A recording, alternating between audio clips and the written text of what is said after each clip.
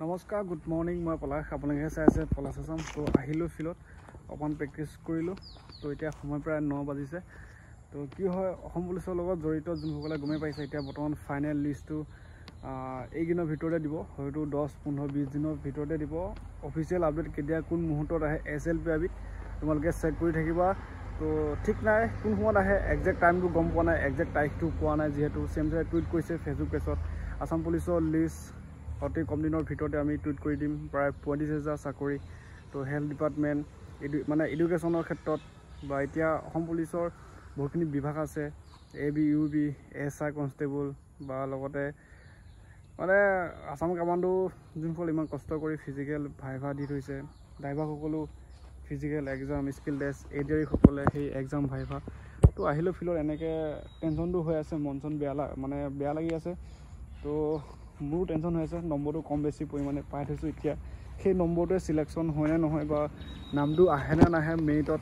তো এতিয়া বৰ্তমান যোনসকলৰ নাম আহিব নহয়, এনেকুৱা এটা ভাল পৰিৱেশত নামটো আহিব, মানে আগন্তুক দুৰ্গা পূজা চলি আছে, যদি এতিয়া সেই তেতিয়াৰ পৰা প্ৰায় 2 বছৰ মানে কষ্ট কৰা ফল পাই যাব, ভাল লাগিব। আৰু যোনসকলো নাপায় তেওঁলোকৰ চিন্তা কৰিব দৰকাৰ নাই। তো ফৰেষ্টৰ ABUB কনষ্টেবল বহুতখিনি পদ দিয়াৰ কথা কৈছে, মানে নৱেম্বৰ মাহত বা অক্টোবৰৰ ভিতৰত।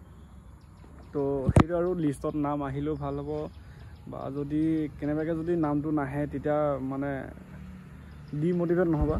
তো আকৌ ৰিষ্টাৰ্ট কৰিবা, লগে লগে নতুন ভেকেঞ্চি আহিব, চান্সো দিব চৰকাৰে। তো আহিলোঁ ফিল্ডত, এইকেইদিন প্ৰেক্টিছ কৰি আছোঁ কণ্টিনিউ, বা কামে বনে মানে কামত আছোঁ কাৰণেও ইমান আপডেট দিব পৰা নাই ভিডিঅ'বোৰ। আৰু এতিয়া দেখা পাইছে ৰ'দডাল কেনেকুৱা।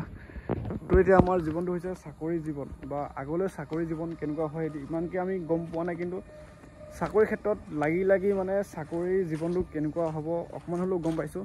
তাৰে অকণমান শ্বেয়াৰ কৰিছোঁ। মই আহিলোঁ ফিল্ডত, ধুনীয়াকৈ দেখাই দিছোঁ। আমাৰ যি ফিল্ডখন, এই ফিল্ডখনে আমাক বহুতখিনি কথা শিকাই থৈ গৈছে। এই ফিল্ডখনত আমি প্ৰায় 14 মিনিট সময়, আমাৰ জীৱনৰ সময় 14 মিনিট।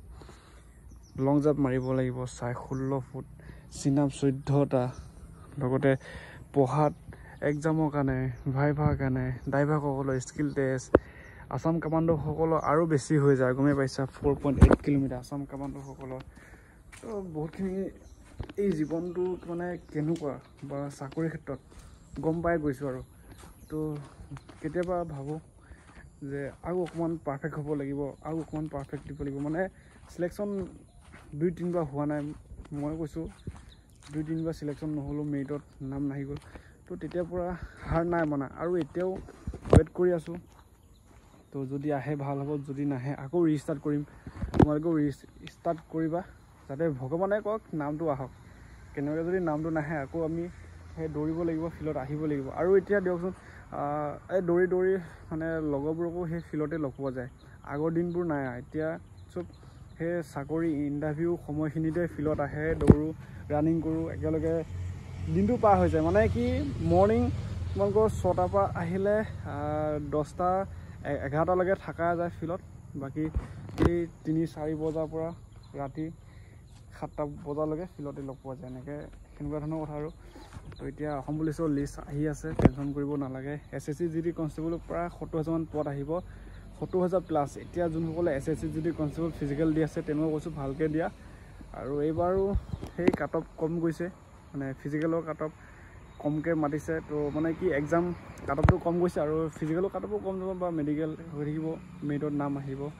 আৰু সেই SSC 70,000 মান পদ আহে, মানে আগন্তুক আহিব। এটা আপডেট পাইছোঁ, সেইধৰণে শ্বেয়াৰ কৰিছোঁ। তো এতিয়া অসম পুলিচৰ যোনসকলৰ বেছি নম্বৰ আছে তেওঁলোকৰ টেনশ্যনো নাই, যোনসকলৰ কম নম্বৰ মানে কমি আছে, টেনশ্যন হৈ আছে। তো কম নম্বৰৰ ভিতৰত মোৰো আছে, মোৰো টেনশ্যন হৈ আছে। তো উপায়টো নাই, এনেকৈ ৱেইট কৰি আছোঁ। আৰু বহুতে কমেণ্ট কৰে যে দাদা ABUB নিউ ভেকেঞ্চি আহিবনে নাহে ফৰেষ্ট গাৰ্ড। তো সেইটো কাৰণে কৈছোঁ, তো নিউ ভেকেঞ্চি আহিব ফৰেষ্ট গাৰ্ড, টেনশ্যন কৰিব নালাগে। আৰু লগে লগে মানে SLPIBত তোমালোকেও ভিজিট কৰি থাকা, SLPIBতে আমাৰ সকলোবোৰ আপডেট আহে। তো অফিচিয়েল ন'টিচ প্ৰকাশ পায়। তো সেইকাৰণে কৈছোঁ, তো চেনেলটো যদি প্ৰথম চাইছা ছাবস্ক্ৰাইবটো কৰি ল'বা, এই ধৰণৰ আপডেটবোৰ পাই থাকিবা।